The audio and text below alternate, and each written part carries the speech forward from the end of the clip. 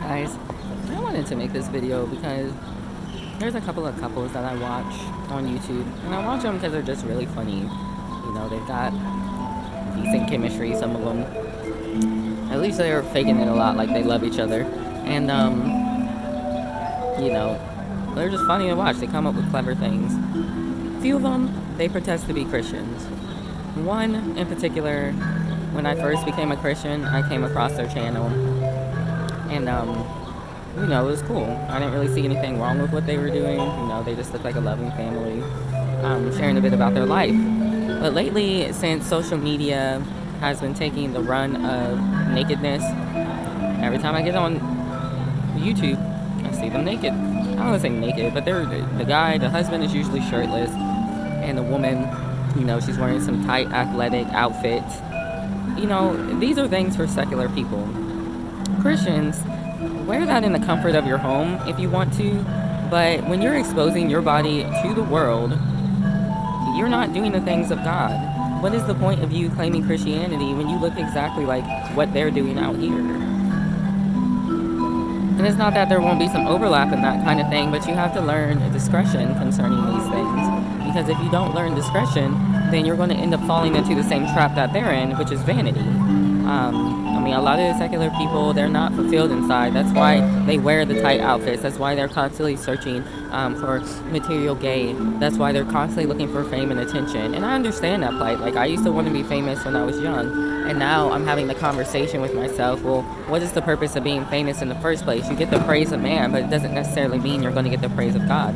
And maybe some of these people, they're like, okay, well, I need money for my family, because it seems like this couple lives in a really nice house, you know, and they want to be able to afford their family, but at what price? You know, this is no different than Esau selling his birthright for a bowl of lentils. You want a little bit of money so you can provide for your family. This isn't the way to do it. You need to be a good representation of Christ.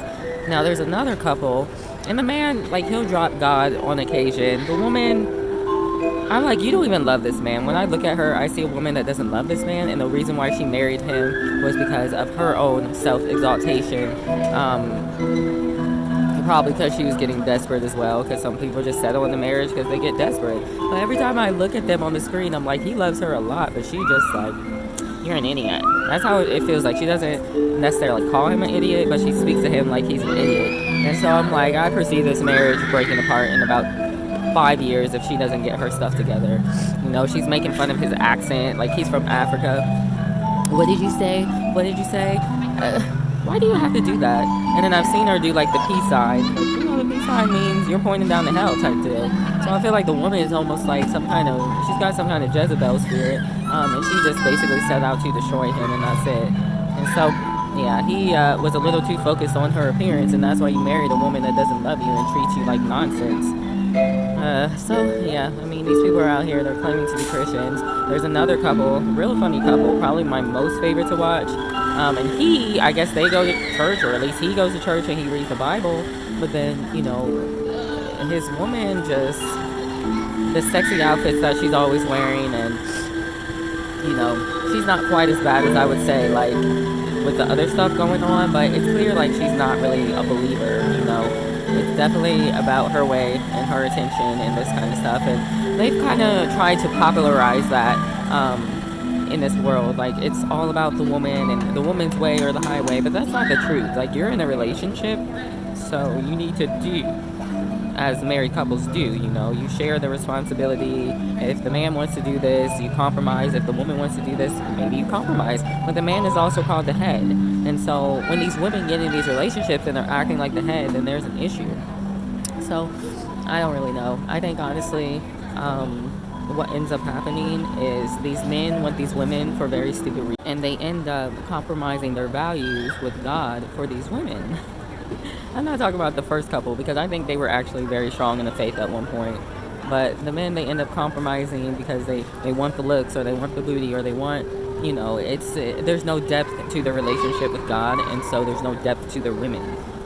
I have been sent men of the secular world left and right, because my heart wants a husband, and so the enemy knows that, and so he's going to start sending you people that are going to draw you away from God. So this is what is happening with these men. But praise the Most High, I'm thinking twice about the situations. I'm trying to use discernment, and I'm testing the spirits. And honestly, when I start talking to these men, I'm not interested anyway, because what congregation does light have with the darkness? Like, I've been to plenty of emo parties and rock parties and all that kind of stuff, and all that ends up happening is these men turn into Agent Smiths and they start trying to kill you. And it's the same thing with the women. So that's why you have to be diligent about marrying a believer. Or if you have married a weak believer or someone that's not a believer at all, you absolutely have to stay in prayer, and you have to guide them towards the Father. Otherwise, you guys are both going to get knocked off. So this is a word of warning to the Christians out there, because I was watching their videos for a while, and now I'm just like fed up with it.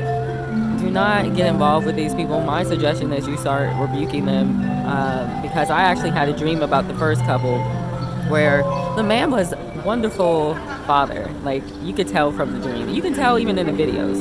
And he was walking his kid somewhere. He used to lead, but then it was like they were walking and he was swimming, like in midair swimming. Because the man is in a flood right now. He's underwater. He's in depression. He's in anxiety. These kinds of things. He's not in a good place.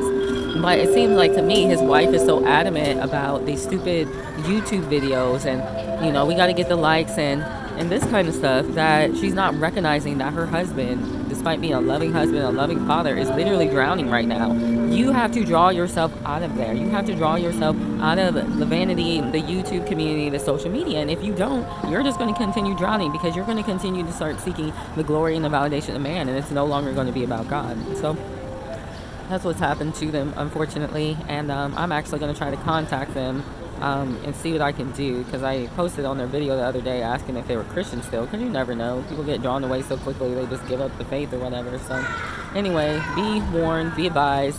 Also, concerning celebrities and celebrity gossip, don't get too drawn into it. The manosphere is another stumbling block for Christians. I've been seeing a lot of Christian and Hebrew men get pulled into the manosphere, and they're starting to teach the doctrines of men and no longer the doctrines of God, which says a lot about their faith in the first place. Many of them, they took up doctrines of men in the faith in the first place, and so that's how they got deceived even further. But if you stick to the pure word of God and the Bible, the devil's going to have a hard time deceiving you. So you guys be blessed and have a good one. Bye.